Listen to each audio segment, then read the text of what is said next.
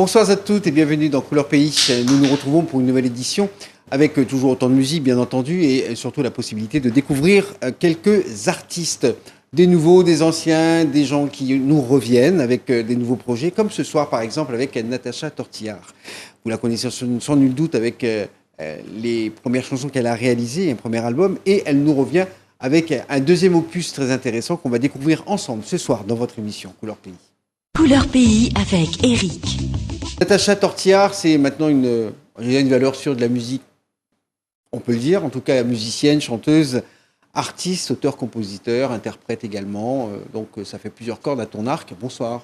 Bonsoir Eric. Alors ça me fait plaisir de te retrouver. Je dis ça parce qu'on s'était croisés à la sortie du premier album avec, les chansons femmes et les autres. Oui. On va pas toutes les citer parce que j'ai pas de la mémoire pour. Mais en tout cas, on se souvient que dans cet album, il y avait beaucoup de toi, ça c'est évident, mais beaucoup de sensibilité. On a découvert surtout une artiste qui était... et c'était plutôt sympathique de découvrir une facette de toi. Et je pense que le public a été plutôt enchanté également de voir ça. J'imagine que l'album a eu un bon écho globalement. Oui, il a eu un très bel accueil, c'est vrai. Ça a bien tourné aussi au niveau des scènes locales. Non, ça s'est bien passé. Oui. Je suis quand même satisfaite du premier album. Du coup, ça donne envie de continuer, d'aller plus loin. C'est le but de la manœuvre, effectivement, de continuer, parce que même si ça n'avait pas marché, je pense que tu aurais continué la musique, c'est pas ça qui t'a arrêté, mais là, c'est encore plus encourageant quand le public commence à se manifester, à venir au spectacle. Est-ce que tu as l'impression aujourd'hui que tu commences à avoir un petit noyau dur qui vient régulièrement sur les scènes et te voir et te rencontrer? Oui, j'ai quand même un bon public qui me suit. À chaque fois que je fais des scènes, il y a quand même les gens qui viennent, qui chantent les chansons, qui apprécient, qui sont là. Et oui. Très bien. Et sur ce premier album, il y a eu effectivement beaucoup de dates et de spectacles à La Réunion. Tu as eu aussi l'occasion de sortir hors du département, il me semble. Oui, j'ai eu l'occasion d'aller avec le groupe à une fête à Paris. Donc avec ça, c'était groupe. Oui. Donc j'ai eu la chance de faire 2 concerts là-bas. Donc voilà, sur Paris. Et puis après, avec Bande Gaillard, donc j'ai fait aussi le Zénith de Paris. Donc ça aussi, ça a été une belle expérience. Alors enlève-moi un doute, le Bande Gaillard, ça devait se faire, je me souviens, c'était il y a 2 ans environ. L'année dernière. L'année dernière.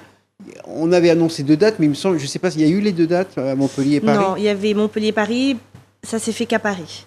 D'accord, voilà, parce qu'il y a eu un doute qui planait, parce qu'une chaîne de télévision bien connue annonçait les 2 dates, alors qu'il me semblait qu'il n'y en avait qu'une seule au final. Tout à fait. Il n'y avait peut-être pas l'information. En tout cas, oui, Bande Gaillard, c'est une belle opération aussi, c'est sympa. Oui, c'est un gros regroupement d'artistes locaux. Donc il y avait les anciens, les plus jeunes, il y avait Tifoc, Thierry Goléris, il y avait Ticoc Vela, il y avait les Beagles, enfin toute une palette d'artistes. Ah oui, c'est vraiment les jeunes et les moins jeunes. Oui, Françoise Guimbert aussi. Et, sympathique Françoise, d'ailleurs, dès que tu veux, tu viens Françoise. Oui, et c'est vrai que partager la musique comme ça avec des piliers comme ça nous donne que... Ça nous fait progresser, quoi, forcément. Donc moi, du coup, j'ai découvert l'harmonie entre les artistes locaux et le partage. Je l'ai vécu comme ça, en tout cas. Ça solidifie, en tout cas. En plus, c'est vrai que quand les gens sont un peu loin de leur base, donc ils sont peut-être plus ouverts, parfois plus détendus, des fois plus crispés aussi, mais en tout cas, ils ont plus cette notion d'être ensemble et de vivre quelque chose ensemble pour pouvoir... c'est exactement ça. Il y a une solidarité qui s'installe entre chaque artiste. Alors l'important, c'est quand ils rentrent à La Réunion, que cet esprit se perpétue. Bah oui, c'est ce qu'on essaie. On essaie de reproduire aussi la même chose, de partager. Ça s'est fait aussi au Stade de l'Est. Ça s'est fait au Stade de l'Est, oui. Ouais. Très bien, en tous les cas, plein d'expériences. Donc, on a l'impression que ta carrière se déroule tranquillement. Oui, ça suit son cours. Ça se fait tout naturellement.